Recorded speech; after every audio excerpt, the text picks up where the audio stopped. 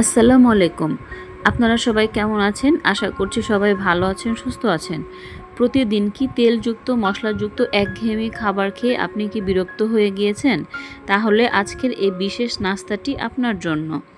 আসলে আমাদের হয় কি, প্রতিদিন বিকেলবেলা যখন আমরা বসে থাকি তখন চায়ের সাথে কিন্তু কিছু একটা আমাদের প্রয়োজন হয়।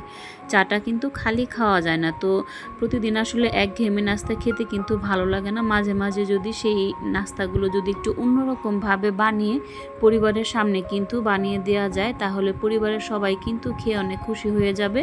আর নাস্তাগুলো একটু অন্যরকমভাবে বানালে কিন্তু প্রতিদিন এই নাস্তার রিকোয়েস্ট কিন্তু আসতেই থাকবে। তো আপনারা চেষ্টা করবেন একটু অন্যরকমভাবে নাস্তাগুলো পরিবারের সবাইকে বানিয়ে খাওয়ানোর জন্য, আর একটু অন্যরকমভাবে পরিবেশন করার চেষ্টা করবেন। মাত্র 2টা ডিম আর সুজি দিয়ে এই নাস্তা বানালে সবাই বলবে দোকান থেকে এনেছো নাকি ঘরে বানিয়েছো। আসলে এই নাস্তাগুলো বানালে এতটাই টেস্টি হয় যে কি বলবো আপনাদের। আমি যখন এই নাস্তাটা প্রথম বানালাম এতটাই টেস্টি হয়েছে যে কি বলবো আপনাদের। তো দেখুন, এখানে নাস্তাটা বানানোর জন্য কি কি উপকরণ লাগবে সেগুলো কিন্তু আমি একদম মেপে রেডি করে নিচ্ছি। এখানে দেখতে পারতেছেন একটা বাটির ভিতরে কিন্তু 2 কাপ ভর্তি করে আমি সুজি দিলাম। এখানে ছোট দানার সুজি বা বড় দানার সুজি যেটা আপনার কাছে থাকবে সেটা দিয়ে আপনারা এই নাস্তাটা কিন্তু বানাতে পারবেন। ছোট দানা হোক বা বড় দানা হোক তাতে কোনো সমস্যা নেই, সুজি দিয়ে নাস্তাটা বানালেই চলবে। তো এখানে দেখুন 2 কাপ সুজির সাথে কিন্তু আমি 1 কাপ ভর্তি করে লিকুইড ঘন দুধ একদম জাল করে ঘন করে নিয়েছিলাম। এখানে কিন্তু দুধটা আমি আগে থাকতে জাল দিয়ে একদম ঘন করে রেডি করে নিয়েছিলাম। এই দুধটা এখন সুজির সাথে ভালো করে একটু মিশিয়ে দিতে হবে আর 10 থেকে 15 মিনিটের জন্য রেস্টে রেখে দিতে হবে। আর এখানে দেখুন একটা বাটিতে কিন্তু 2টা ডিম ভেঙে নিচ্ছি। এই ডিমটা ভালো করে এখন একটু ফেটিয়ে নিতে হবে। আর এখানে এমনভাবে ফেটাতে হবে যাতে ডিমের ভিতরে কোনো দলা দলা অংশ না থাকে। খুব সুন্দরভাবে কিন্তু এই ডিমটা ফেটিয়ে নিতে হবে। এখানে দেখতে পারতেছেন ডিমের মধ্যে কিন্তু আমি 1/2 কাপ ভর্তি করে চিনি দিচ্ছি। এখন এই চিনিটা কিন্তু ভালো করে ডিমের সাথে ফেটিয়ে নিতে হবে আর খুব সুন্দরভাবে কিন্তু কাঁটা চামচ দিয়ে মিশাতে হবে। এখানে আমি 1/2 কাপ চিনি দিতেছি। আপনারা চাইলে মিষ্টির পরিমাণ অনুযায়ী কিন্তু চিনির পরিমাণটা কম বেশি করে নিতে পারবেন।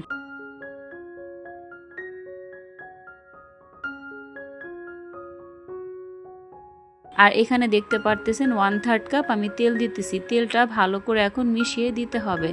এখন এই ডিমের সাথে চিনি আর তেলটা কিন্তু ভালো করে একটু মিশিয়ে দিতে হবে।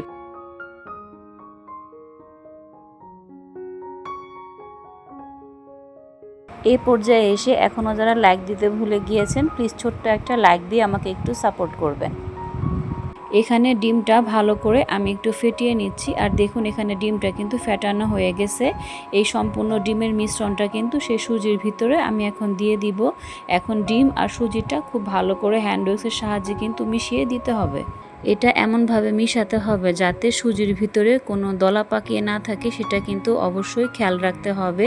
এই সুজি আর ডিমের মিশ্রণটা কিন্তু একদম সুন্দরভাবে কিন্তু মিশিয়ে দিতে হবে, একদম মসৃণভাবে কিন্তু মিশাতে হবে। তো দেখে বুঝতে পারতেছেন আমি কিভাবে করে কাজগুলো করছি। এই ব্যাটারটা যত ভালো করে ফেটবে নাস্তাটা কিন্তু ঠিক ততই নরম আর ফুলকো হবে। আজকাল অনেকেই কিন্তু তেলযুক্ত মশলাযুক্ত খাবার কিন্তু এড়িয়ে চলতে চান, তাই এই ভাপানো নাস্তাটা কিন্তু আপনার জন্য একদম পারফেক্ট একটা রেসিপি। অবশ্যই আমার রেসিপিটি ফলো করে আপনারা বাসায় ট্রাই করে দেখবেন। আর আপনাদেরটা কেমন হলো অবশ্যই আমার কমেন্ট বক্সে এসে কিন্তু জানাবেন। আজকের এই রেসিপিটি আপনাদের কাছে কেমন লাগলো তা কিন্তু কমেন্ট করে জানাতে একদমই ভুলবেন না। আমি কিন্তু আপনাদের কমেন্টের অপেক্ষায় থাকব। আপনাদের এক একটি সুন্দর মন্তব্য আমাকে নতুন নতুন রেসিপি তৈরি করতে দারুণ উৎসাহ দেয়। আর হ্যাঁ, যারা এতক্ষণ পর্যন্ত ধৈর্য ধরে আমার ভিডিওটি দেখছেন তাদের সবাইকে জানাই অসংখ্য ধন্যবাদ। আপনি যদি আজকে আমার চ্যানেলে নতুন হয়ে থাকেন তাহলে এরকম আরও মজার ইউনিক রেসিপি পেতে চাইলে চ্যানেলটি এখনই সাবস্ক্রাইব করে রাখুন আর পাশে থাকা বেল বাটনটি অন করে দিবেন। পাশে থাকা বেল বাটনটি অন করলে কি হবে, আমি যখন নিত্য নতুন কোনো রেসিপি দিব সবার আগে আপনাদের কাছে নোটিফিকেশন চলে যাবে আর আপনারা সুযোগ সময় করে ভিডিওটা দেখে নিতে পারবেন।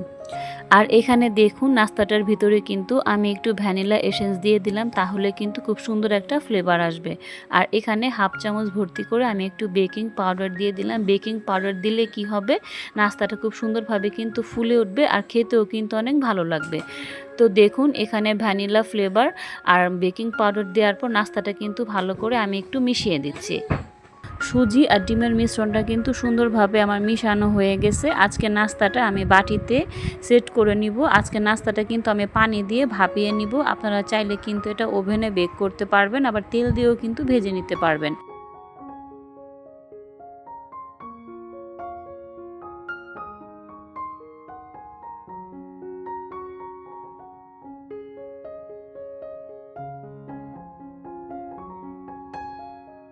এখানে নাস্তাটা বানানোর জন্য বেশ কিছুটা বাটি নিলাম। তো বাটির ভিতরে আমি কিন্তু তেল ব্রাশ করে নিচ্ছি।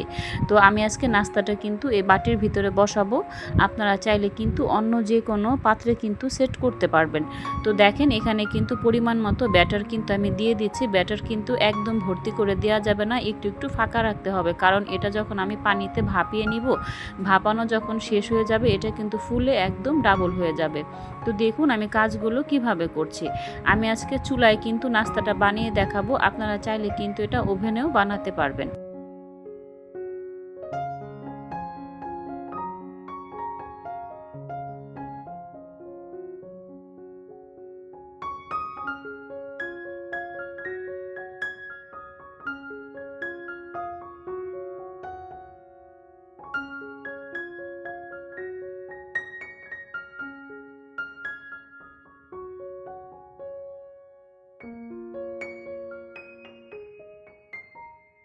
সবগুলো বাটির ভিতরে কিন্তু সুজির মিশ্রণ কিন্তু আমার দেওয়া হয়ে গেছে। আর এখানে চুলার ওপরে একটি পাত্র বসানো হয়েছে।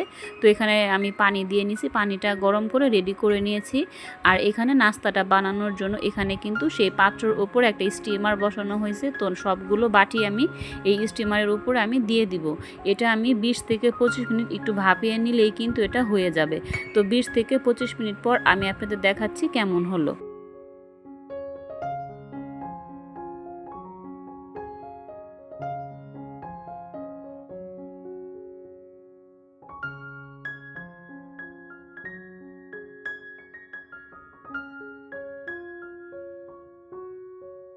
এই যে দেখুন 20 থেকে 25 মিনিট পর আমি কিন্তু ফিরে আসলাম।